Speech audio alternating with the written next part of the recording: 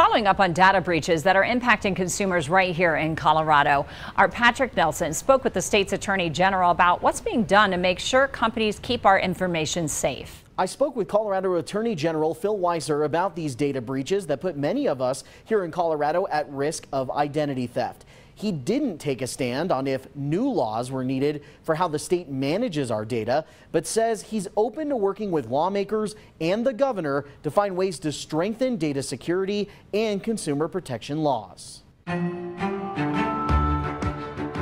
Cybercriminals continue to look for ways to steal our sensitive information, things like social security numbers and birth dates from private companies and even public agencies within the state of Colorado. Attorney General Phil Weiser recognizes the problem. Sadly, all of our information is out there, often in the hands of companies who don't protect it. And what happens is it gets in the hands of these scam artists who will use it against us. We're talking about the way our state agencies manage our data, house it, store it. Do you think that's worth a conversation, maybe even in the next session with our lawmakers? It is critical that we manage all of our data, whether held by public or private entities, responsibly.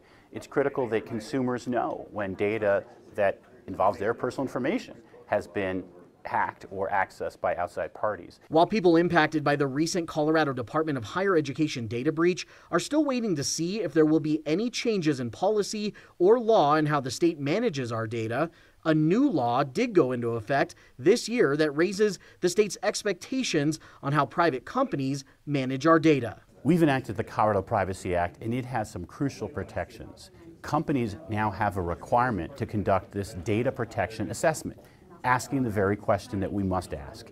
What data are you collecting? For how long? How are you storing? Who has access to it?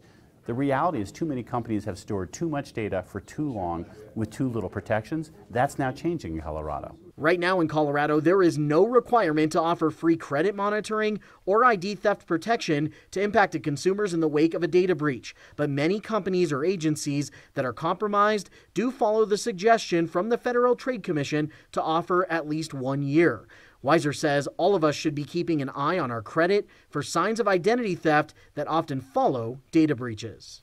If you aren't already looking at your credit scores regularly, please consider checking them out. Someone could open up a credit card in your name and you might not know it.